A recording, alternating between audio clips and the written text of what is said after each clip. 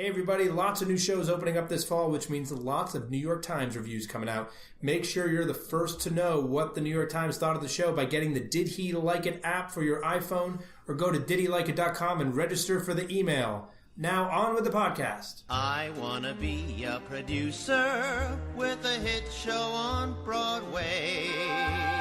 I want to be a producer. Hello, everybody. You're listening to the Producer's Perspective podcast. I'm Ken Davenport. I'm very excited for my guest today, and that's because you know how I like to say that the theater is 10 years behind every other industry out there? Well, I think our guest today thinks 10 years ahead of every industry out there. That was him. He is also what I call the leader of the immersive theater revolution. His name is Randy Weiner. Welcome, Randy. Ken, it's great to be here. Randy is one of the creators of The Donkey Show, which actually helped inspire me to create my first show, The Awesome 80s Prom. He also produced the Drama Desk Award-winning premiere of Sleep No More here in the city. He created Queen of the Night at the Paramount Hotel. He's the co-owner of the super exclusive nightclub theater secret society known as The Box. And his creative fingerprints have been all over a host of projects for everyone from Radio City, Cirque, big casinos in Las Vegas, major corporations, and a whole host of others. Randy, you have a very interesting theatrical career. How did it begin? How did it begin? Where do I even begin? Did you always... I could really begin it. I mean, I'm going to tell you the whole story just because you know all the people. So I grew up in New York City, and my father loved theater. Like, he would take us to see 4 shows a weekend. So you would see a matinee on Saturday, you'd see a night show on Saturday, you'd see a matinee on Sunday, whatever little thing you could squeeze in also on top of it on Sunday. It was crazy. It was really crazy. And to this day, that's the way my father wants to interact with us. It's like, let's go see a show together. So we like to sit in the dark, in silence and watch this show. And I really, as a young person, and I think we all try and revolt against our parents, it wasn't a way I wanted to really spend my time. But what I learned, or what I've realized now, is that I know so much about musical theater. I know so much about downtown theater. To his credit, he would take me to anything that was on TDF. He'd take me to this place called Equity Library Theater when it was around. I mean, I saw everything. I saw Tenderloin, these crazy revivals. I would see Emperor Jones done in some loft in Soho before Soho was like a fancy place you'd go, when Soho was actually a dangerous place. And we'd be like 2 guys sitting on tree stumps, and an audience of 50, which was completely empty except for the 2 of us, and some guys running around screaming around us. I would go to the ridiculous theater. We'd go there. I was some like little kid seeing this like gay fantasias, and I'd be like 8 years old. So I really saw everything. So I know somewhere deeply encoded in me is where, all that experience, ended up. But I didn't like it. I couldn't say I liked it. It was just something I was a goody two-shoes kind of kid. So I'd go along with my father, and whatever he said, we would sort of do. But when I was in high school, I was really into sports. And I got injured. I went to an all-boys school where really it was all about grades and sports. So it was kind of a heaven for me because all I liked to do is study and do sports. I had no social life. I wasn't interested in, having fun. I wasn't interested in anything. I was an ultimate nerd. But I got injured, and I didn't know what to do with myself. I was like, oh, my God, there's a whole part of my life. What am I going to do? And a guy on my team said, why don't you go to this girls' school? And you can always get cast because they're so desperate for boys. And really, I'm truly the worst actor. I mean, truly. Like, people say, they're probably thinking like, oh, Randy's exaggerating. But no, I mean, if you saw me act, I'm horrible. I'm so in my head and wondering what I'm doing, and also, I have a terrible memory. Like, every aspect of acting, I mean, I really can't remember. If you give me 5 lines to remember and I had a week, I couldn't remember them.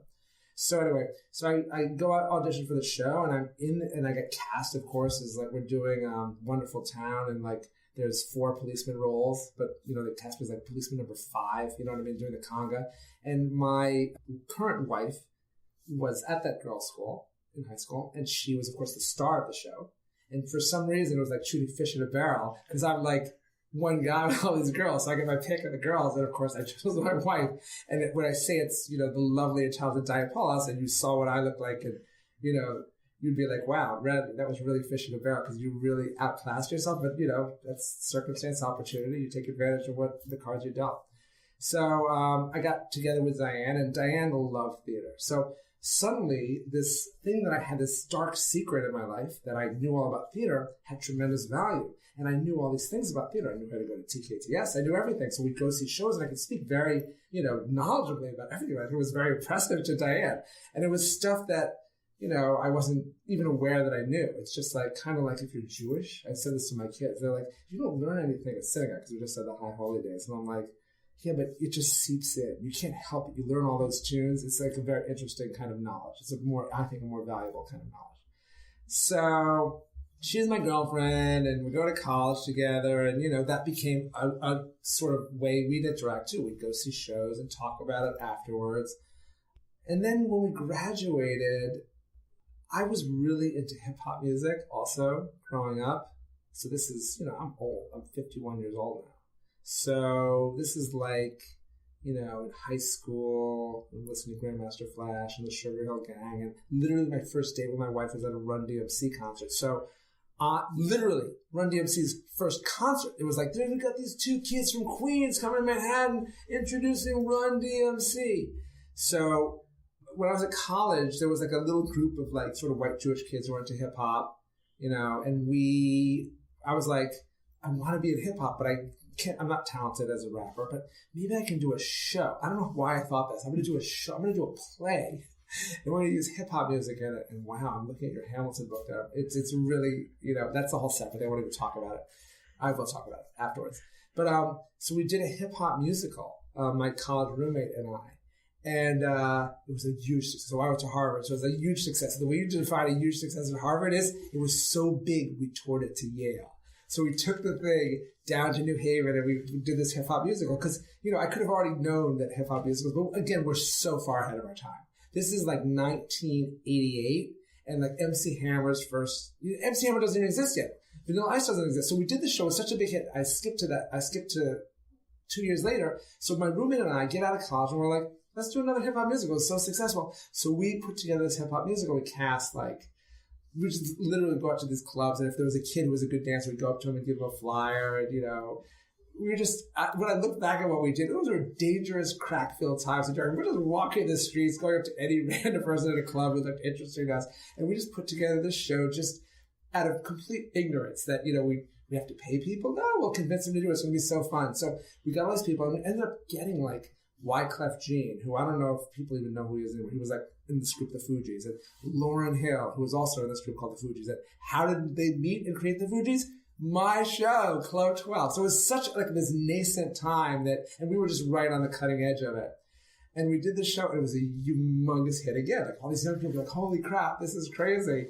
And all these Hollywood people came, Quincy Jones and, Irving Azoff and Peter Guber. It was bananas. And my roommate and I were just like, this is crazy. And we'd come home and you'd have answering machines at your house, and it would be like, hi, this is Disney, and all these craziness. And so suddenly, I never dawned on me that I was going to do theater as any sort of profession, but somehow we were in the sort of business. We were getting offered all this money and getting offered to fly out to LA to work on these shows. And I just remember going to Quincy Jones' house, and he'd be like, so what's the movie you really want to make? And I'd be like, I have no idea. I don't have any movie. I think I'm going to med school in a year. The whole thing was completely random.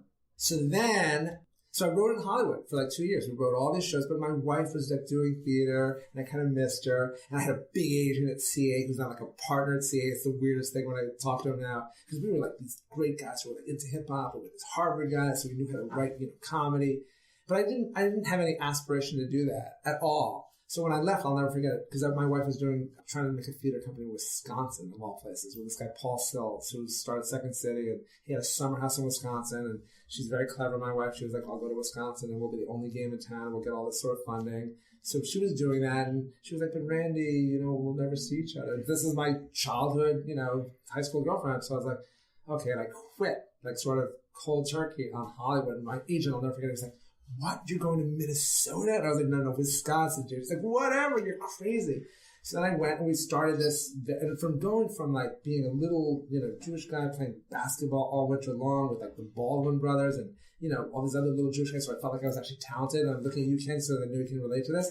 I'd play there, make all this money. I would send the checks. I didn't even get a place. I would just send the checks home to my mom, and my mom would deposit it. What is this for? I was like, I don't know. Because everything was in development and nothing happened. I think that was frustrating too. It was everything's in development, nothing's happening.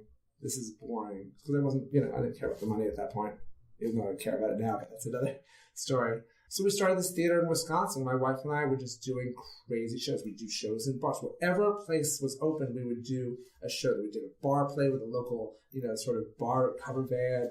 We did shows in Green Bay, part of, Lake Michigan, this awesome, crazy Beethoven experimental piece where half the people are 100 yards out in the water and a bunch of kids are running on the sand. We're blasting Beethoven music. So it was just doing all these random fun things. I just had a blast. I think that was probably the happiest I ever was because it wasn't financial. We were just doing things. It was always interacting with the audience.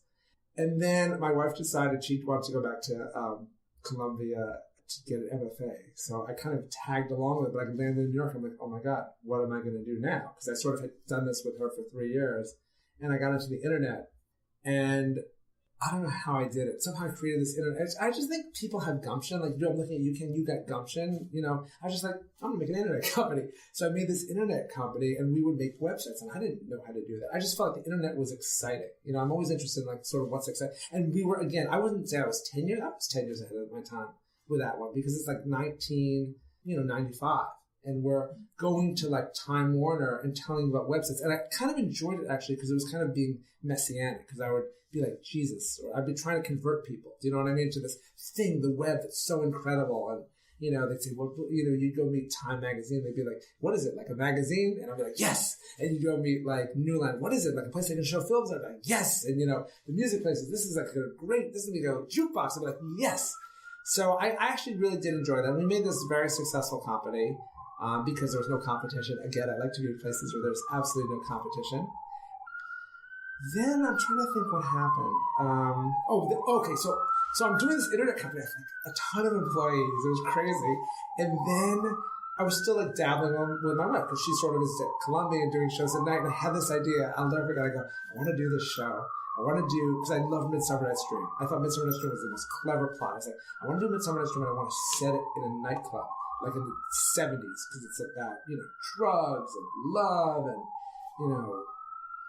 youthful energy and passion.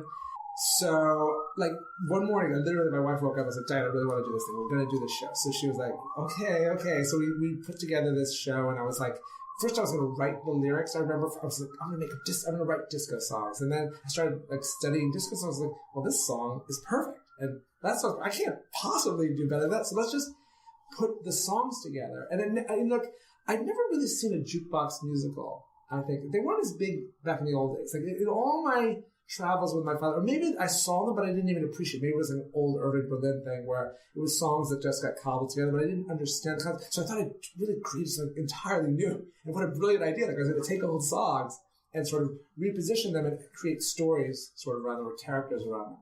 So we did that in a nightclub for a long time, and I just sort of got kind of dragged back into the theatrical world, and I sold my part of the internet company stupidly because I think 2 years later it was worth literally 10 times as much. It was whatever that was, 1999. I think I just got it probably 1998. It was even closer. It was even worse. I try and make myself feel better to say it was 2 years. It was probably a month before the internet goes nuts, and all my other partners made all this money and whatever.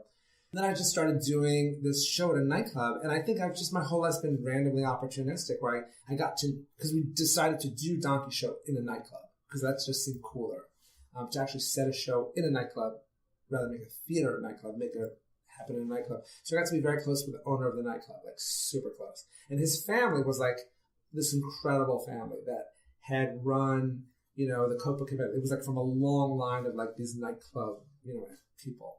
So he just taught me everything about nightclubs. And it was the funniest thing because I just became I was a biochemistry major at Harvard. And I'm best friends now with this guy who owns nightclubs. And we would talk at night about the Bible and about, Roman armies. This guy, John Steele, is his name. And I just love that guy. And he would just teach me things about how the bar worked.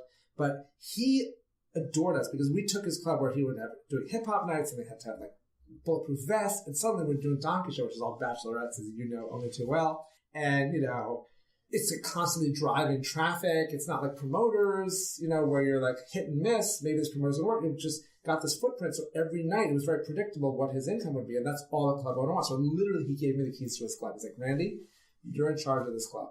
And he actually said an interesting thing to me. He was like, my family ran the Copacabana, and the way clubs have turned out to be that it's a club with 4 speakers and, a DJ and some famous people. That's not a club to him. A club is a place you need a show. So he kind of loved shows. And also, in a funny twist, he's like, he would always talk about, I was Hal Prince's bodyguard. So that was one of his great claims to fame. He would be like, I was Hal Prince's bodyguard. So that made him seem like he understood, what we were going through. So I just got to know the club business because he really put me in charge of everything. I was like suddenly in charge of the bar. I don't even drink. It's the funniest thing because I don't own all these bars, but I literally don't drink. So when people are talking about whiskey, I don't know what that is. I don't know what bourbon. I literally don't know what they are. People always treat me because Randy owns these bars, and I was like, I have no idea what you're talking about. But I got good at getting sponsorships from like Budweiser, all these different groups, and then. I had the keys, so I'd just be like, hey, little group, do you want to do your show? And soon people were reaching out to me. They'd be like, Randy, we have a show we think would be good in a club. And I would always say, like, listen, if you think your show is good in a club, you don't be under a delusion. It has to be a show that doesn't try and turn the club into a theater. It has to be a show that works as a club. So you can't tell me, like, oh, my guy who's running around with a thing of ice, to set up the bar, for this part, it's a very, it's like, it's got to work in the club. So it was just interesting, like, who could really understand that, who could deal with their circumstances and who wouldn't. And it's kind of amazing, like, all the people we worked with Rachel Chafkin. You know what I mean? We worked with, she was our intern. Literally, she was our intern. So I'm like, this is so interesting. What a novel way to think of it. We worked with, the civilians, like all these different groups would come in, and I was just like, it was like I had a sort of a fringe festival going on there all the time. And then from doing that, though, the owner was getting all the bar. And I was like, wow, I'm killing myself. I'm bringing all the people in here. I'm dealing with the economics of a show, which is a much tighter margin than the margin on alcohol. And also what's really great about alcohol is you buy a ton of it, it doesn't spoil. Like if I have a show where no one shows up, you spoil it. All those actors, I just wasted all that money. And I don't get to say, okay, guys, I paid you. Will you please do it again when someone actually wants to consume it versus the alcohol? So I got really interested in owning a club, and he had taught me so much, and he was very supportive. And we, at that same time, the Highland was getting big, so that club where our donkey show was got bought. Well, literally one day a guy knocks on the door. He's like, give this letter to the owner. So I give the letter to the owner. The owner opens it. I was like, holy crap, because it was for millions of dollars. Suddenly, it was just like a taxi stand. I mean, the roof leaked like on a rainy day. We'd have to put buckets everywhere. And suddenly it was just worth millions of dollars because the air rights increased because of the Highland. They give all these sort of rights to the neighbors. And he was just barely in that. So he got this buyout, and like literally it was like July 24th, let the guy in, July 25th, see you guys. So at that point, I was also opening a club, and I think he felt a little bad for me that he just kind of kicked us out. So we created this thing called The Box, which again was a theatrical kind of club. I'm always interested in a hybrid. Is it a club? Is it a show? I think you want to honor both. You want to have the qualities that make a good show, but also the qualities that make a good club. And you can't disappoint the audience on either front.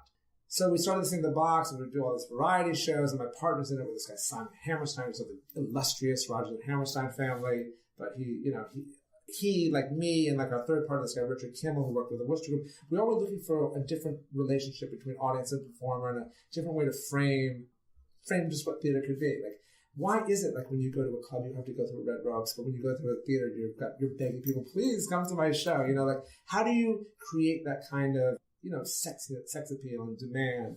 So we were successful at The Box, and now it's, been going on for like 10 years.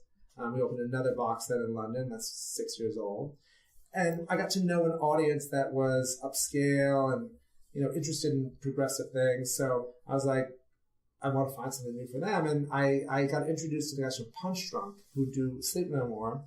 And I was lucky because a lot of people were starting to sniff around. They were starting to get a profile in London, but they had all seen the Donkey Show. So they were like, oh, Randy, actually gets doing something that's really unusual, but knows how to make it commercial. So I really think that at that point, that really became my niche. Like, how do we take something that feels very progressive, which is what the Donkey Show was, which is what The Box is. But I think I created those shows, but suddenly I had these people who were not me, like who saw me in this way. I was like, oh my God, I guess that's what I am now. I'm like a guy who, knows how to, take these sort of strange things and recontextualize them, reframe them, and suddenly you can charge a lot of money. Because all the acts in the box, you can go, down the street, pay 15 cents, to see the acts. But suddenly at the box, the way you framed it, you're buying $10,000 bottles of champagne. So we were successful. I think when I first did Sleep No More, you can imagine I'm reaching out to raise money. And I'm like, yeah, so we're doing this thing, and it's, 6 floors and all these rooms, and people are running around in masks chasing the performance. Everyone looked at me like we were completely crazy. But we were able to, and I would just say that I'm going to charge $100 a ticket for it. People would be like, what? And I said, because it's about, where you're positioned. Like, what's fun about what I do versus Broadway is I get to help define the experience by choosing a price point. I'm not locked into anything. There's no norm. No one else is doing anything where you wear a mask and run after characters. So it was interesting because I think people thought, well, that'll be fine for a $40 thing. I'm like, no. This is an elite, aspirational thing where we're going to charge $100 a ticket advertising. I was like, no way, it's impossible. So, and, I was like, we're not going to do any marketing for it. And I was like, no, you can't do it. To the point that I literally had to lie almost on the papers I sent out because I was sending them out and having zero marketing. They'd be like, how can you do something with zero marketing? And I said, well, the key to this is that it's so extraordinary, which it really is. People are going to talk about it. And people will be like, don't you need money? Don't you need to make some way, at least for people to communicate with other people? And I was like, something? There's this incredible thing that's like with billions of dollars, and that's really good at getting the word out. It's called Facebook. So all that has to happen is if I do something extraordinary, someone can go home, put on their Facebook page, I love this show, and immediately 200 people know about it. I don't need to reinvent Facebook. I don't need to take an ad. If the thing's awesome, everyone's going to know about it. So that was a big thing that I would argue with people about. And I just think for so many reasons, that's a key to the success of that show because it comes from people. There's never a moment where I'm, blasting it. You still have a sense of discovery with that show. And that sense of discovery leads people to own it and really feel special and feel like evangelists, just like I was for the internet. I think tapping into that evangelism in people, something I really connect to. It's like when you're passionate about something, and like how do we let the audience be part of that sort of passionate community? So let me ask you a question about that specifically, because I remember you mentioning this at your TEDx Broadway, the first year, your first speech. So just so everyone is clear, Randy's marketing budget for Sleep No More was $0. And it continues to be. And it continues to be. Do you think that model would ever work for a Broadway show? Absolutely. I think people are so scared and so used to doing things, and you know this as well as I do. People are so used to doing things, just the way they've been done, and so afraid to do things differently. And I think Broadway suffers because it's like a little ecosystem, where the GMs are used to working with the marketing companies, and everyone is sort of, their little beast in the jungle who needs the other people, so it's all related. And I just think the problem with Broadway, the problem to me and why I'm terrified of Broadway is you've got 40 shows in this very confined area, which are essentially doing the same thing. Because I'm so crass about shows. Like I see it more as an experimental theater person where what happens? We all sitting in the light, we're sitting in a row like I was explaining to you my dad did for all these different shows, and then all of a sudden lights go out on us and lights start to come up on the stage and the curtain goes up and then you laugh or you cry, you watch some people dance and get excited, and at the end you all stand up and give a standing ovation. And that's what happens in every single show. And you might say, Randy, that's so simplified, but no, that's what it is. That's what we're paying for, is to laugh, cry, have our heart beat a little faster when someone dances, and then stand up and applaud the show. And of course ourselves that we watch, the show, so that's why we give a standing ovation. So if you look at it like that, all these shows are fungible. And you see it. Like every year there's one show that does well, or one show that does really, really well. I mean, you know the stats better than I do, but like you get the idea. There's one show that's an outlier that does really, really well, or one year maybe it only does really well, but then there's a show that does well, and then there's a show that maybe do good. And then every year, those sort of cycle through in a very predictable fashion. The really, really well show now is only doing good, and the good shows are all gone, and new shows take their place. So no one really cares, you know what I mean, about the shows. And you could say, well, they're keeping up with the times, they're refreshing themselves, they're like the skin on our body, like you slough off some skin and some new skin takes its place, but it's all just skin. So I'm trying to do, elbows or ears, just something completely different. But I think within the skin world, sometimes you can have really, really nice skin. like, Hamilton. And I think Hamilton maybe has a freckle on it and some hair, so that differentiates it enough. Like, did they really need to spend money marketing it? I don't think so. You know what I mean? He might say, well, you need it because everyone will give the same reasons. You need it to hold, whatever it is, mind space or whatever. But did they need, did they need advertising on that? I really doubt it. I'm sure Jeffrey Stellars is going to shoot me now or be like, I don't know. No, it's interesting, actually. I would say Jeffrey is one of those people that advertises less than others because I think he buys into this concept. I think people probably fight him for more advertising dollars on the shows that he wants to give. So it's just a question of degree. So could he have gone down to zero? Absolutely. He could have gone down to zero. I don't think there's anyone buying it at this point. I mean, I think that at other points you might need it because you are competing in the sort of, there's some great book about this. I can't remember what it's called. It's like about fighting in the bloody pool or just being off by yourself. And the problem is you guys are in a bloody pool in Broadway. And that's, like I said, that's a tough fight. And I don't ever want to get involved in that because I'm too chicken. But so I'd rather just be off in my own little, niche. So in your story, you said something actually at the very beginning, which I think is probably still happening to you. You did those first couple shows and all of a sudden Quincy Jones is leaving messages on your answering machine and Disney's calling. And from what, we've been friends for a long time. So I've heard some of these stories from you, and what's great about you is you're always surprised. Like, Ken, you'll never believe who called me. Yeah. And that seems to happen a lot. Like, again, this is why I believe you're ahead of the curve in terms of what people want. Why are they calling? Like, what is it about your shows or the things that you create that you think people are tapping into and saying, oh, I want whatever's next for him? What is that thing? Can you put your finger on it? Well, I think I really do try and be progressive. And I think so much of the community either gets stuck in doing what's traditional. And I try and sort of break every rule, if that makes sense. And I think that's so refreshing for audiences. Like I was just talking about this. When we did this thing, Queen of the Night. So Queen of the Night, we had a $200 ticket. So you'd have dinner, you'd watch a show. It was a novel idea called dinner theater, right? So you watch a show, get dinner, $200, get certain kind of food, $500, get some cooler food, $1,000. It was a mystery what we were going to give you. So these people buy $1,000 tickets. And people bought them. Absolutely. Not knowing what they were going to get. No. So, and that was part of the fun of it. What am I going to get? It's so exciting. Like if you've got $1,000 to buy on a ticket, you're looking for something that's unpredictable. So all those people, they're also used to, if I paid $1,000, their assistants would call, are you sending over a limo to pick them up? And they're like, no, we are not. And then we'd say, but we do have a special entrance for them. So the special entrance for them would be the way the busboys came in. So they would go through this slimy entrance where they would do it because it would happen in a hotel. They'd have the steam from the washing machine room going. And then they'd go down and they'd end up in the kitchen. And when they get there, we put an apron on them and we'd hand them a tray of hors d'oeuvres and we'd say, welcome.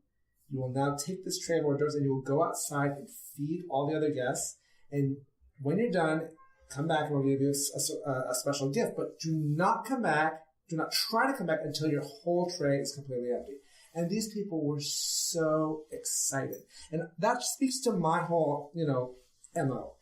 I think every negative is a positive. Everything that people say is impossible is an opportunity to do something different. And the fact that people feel the need to advertise, when I look at you and I say, I don't advertise, you're like, wow. He's doing something like that alone makes you think, well, he's really confident, or he must have something really great, or wow, that everything starts to shift. So I think my whole thing is to zigzag through life. It's like I do this thing, then I try and do something the opposite. I really learned that from Donkey Show because this is the greatest gift I give to myself every day is to remind myself to remember the rule of the Donkey Show. So Donkey Show was set in a nightclub with disco music.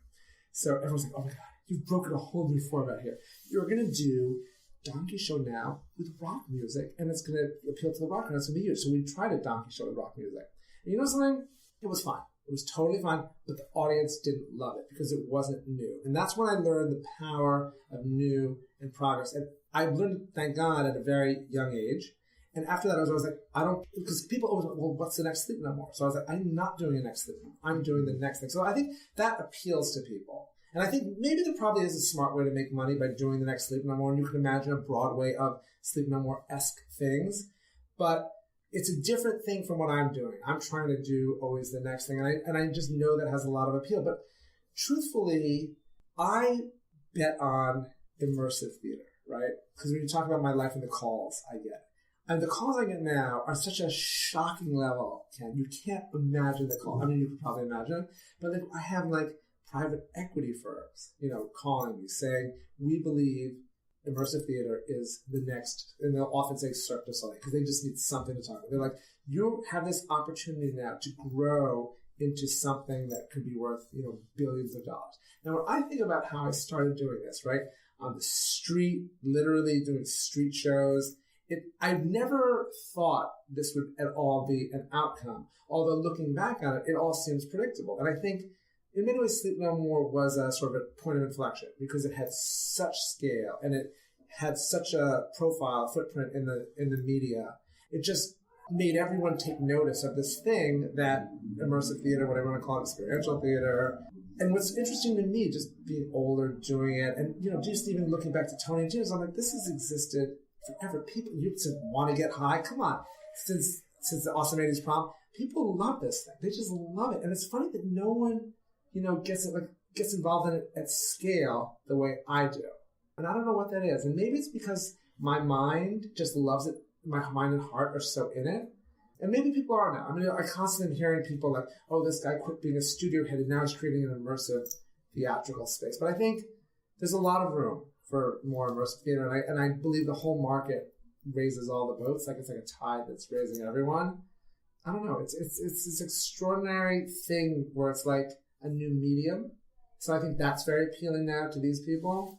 These sort of investment people are like, this is a new medium and you're the leader in the medium. So, maybe you can take over more of the mindscape or dollarscape. Just like the owner of the club gave you the keys to the theater years ago and said, do whatever you want. What would you do if one of the Schuberts said to you, here's the keys to one of our Broadway theaters, do what you want with it? What would you do with it? It's funny. I'm not going to answer that directly. I'm going to say this. I get offered a business that's really suffering because no Schubert's going to do that because you guys are crushing it on Broadway now. You know what I mean? So that's a hypothetical that I'm going to address by saying all malls are just dying. They are just dead because, and I am the worst perpetrator of death for these people because I go to every mall. And I used to try and pretend like, oh, I'm looking and I might actually buy it here, but I don't. Now I don't even pretend. I'm like, let me try on a size 11 shoe, 11 and a half, and a 12. Okay, the 11 and a half fits. Great, goodbye. Versus like, oh, I want to show it to my wife. I used to make up some reason. Now I'm just like, I'm out of here. And I will literally sit there brazenly and be looking it up on Amazon at the same time and, have it sent to my house. I don't have to carry it. I mean, everything about doing it on Amazon is better, cheaper.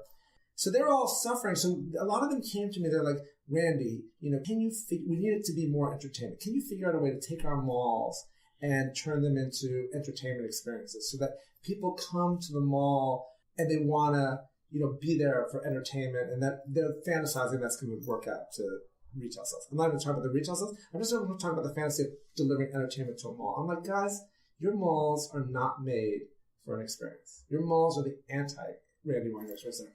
Boxes that are all laid out. So I just think, when you talk about a Broadway theater, why would I do that? I mean, Again, Randy Weiner, great historical theater person. There was a show, Crowbar, that Matt Wellman did. Damn, I'm good. I have so much fun. Like, it's funny because people look at me in theater like, this guy, he's just some weirdo doing, stuff on streets and in clubs. But I got crazy knowledge of theater. So, they did a show and it was about the haunted kind of, Annie Hamburger did it from On Guard Arts. So it was like a haunted experience of a theater where there were the ghosts sort of Ziegfeld and things like that. I definitely wouldn't do that. But it was fun, I think, just to be in that theater and look around behind you and but people are doing like a lot of immersive stuff. I mean, more and more than Tasha Pierre is going to be ridiculous, like stuff's happening all around you. But I just think a theater, it doesn't have a kind of frisson for me. So I would say, thank you, Schuberts. I really appreciate that. But if I were going to do a show at a Schubert house, I would do a show for the Broadway audience. Because also, neighborhoods matter, too. And I think to come to Broadway, if you're an immersive fan, it's a beast of an experience, So I've always thought that it's the next generation of theater goers seems to be the current generation of immersive theater. Although it's getting older for sure now. But what happens in 20 years? Do you think Broadway will still be the same, or will the audience that you're really cultivating and developing right now that loves and craves this style of entertainment, will they want that from Broadway? Do you think they will reject the Schubert's rigidness? Yes, this is Randy Weiner futurist moment, which I love doing. That's why I asked this question. I want the future. Tell me the future. Here's the future. Here's exactly what's going to happen. Write it down, put it in a lockbox, and it'll be exactly like this. So in 20 years, here's exactly what's going to happen, people. So listen carefully. Broadway will be crushing it.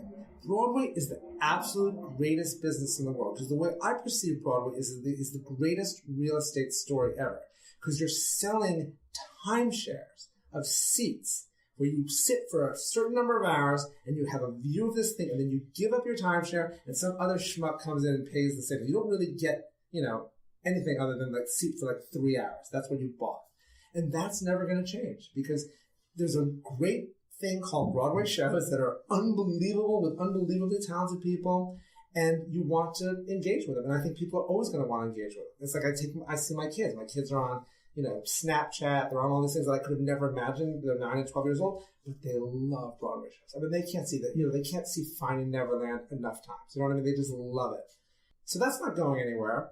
But when I take my kids when I don't take them to sleep no more because I don't want to ever be a bad parent, but I'll walk them around there during the day, and they'll be so excited, like running around the halls. And that's just a different kind of experience. It's just like a different media. So they're still going to want Broadway. They're going to want these kind of experiential things, but they're going to go to both, and that's fine. What's different about what we do in live, and what's awesome, is we're never going to have all the drama that like TV had. When I go back to my Time Warner thing, those poor guys, in TV and magazines and newspapers, where it's like, I don't, my newspaper now doesn't exist on paper, and like I don't watch TV in any way remotely like the way I watched TV, when I was little, with commercials, and you had to watch at this particular time. That's not going to happen at theater, because that's not going to happen at Broadway. So Broadway is going to be, in fact, in 20 years, the same thing in the history of the world. Maybe there'll be more video productions, but you'll still be essentially doing a timeshare buy of like, I'm buying these 3 hours. Everyone's going to get together, which is an extraordinary thing, which is an extraordinary, spiritual, human way. I find it very touching that that's going to just keep going on. But what I do, I think, is going to keep changing and keep developing, but it'll still involve human interaction. What I do is like live interactions with different sort of relationships between audience and performer.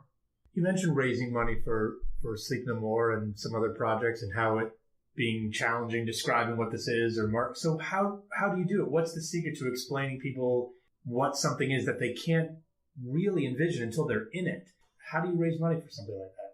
Well, the way I raise money is you try and get some person. There's always someone out there, and it's a lot of work, but I actually enjoy it. Like, I feel like raising money is a kind of storytelling. I'm sure you talk to people about raising money. I'm sure someone's probably said the same thing, but like, I feel like it's a way to sort of actually kick the tires even on your project. Like, it's how do you explain it? It actually teaches me how the marketing works and what are the ways I describe it that make people light up with possibility. So I actually love it. It's like my greatest kind of grassroots kind of outreach, because I'll take people to a space and I'll start showing them, and they'll feel like they're on the inside of something, even if they don't invest. So I look at it as the most positive experience raising money, even if it's actually hard to get the dollars. But I just think it's, again, that gumption thing. It's like, some people, you're not going to stop me. I'm going to get the money. I'm going to figure it out. I'll become friends with the landlord. I'll do whatever I have to do to sort of, make it work. Because if you believe in something strong enough, I think anyone who's a producer, you figure it out.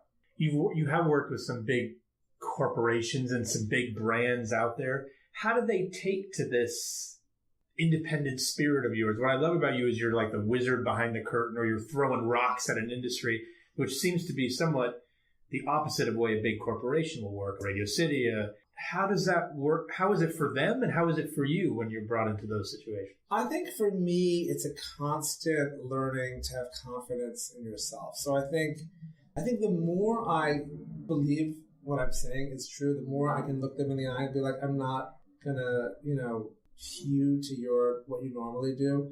The more actually they like it, and the better product you get. But the truth of the matter is, with something when it's a Cirque du Soleil or Radio City, you're working with so many people, and there's so much infrastructure. I actually find it really hard. And what's sad to me is, like, a lot of the things that I know so much in my heart, I do give in. And, this is completely honest. And in a way, the corporate people are happier because we didn't take a risk. No one's going to get fired because they did what everyone else did. They'll only get fired if I didn't do what anyone else did and it went bad. So the truth of the matter is, sadly, I tend to let myself be sort of sanded down, the great edges that make me who I am. But that being said, I love working with Cirque. I actually really love working at Radio City, also because of the scale of it. But again, you're working with, so many collaborators, and you're working on something that already has such a built-in audience.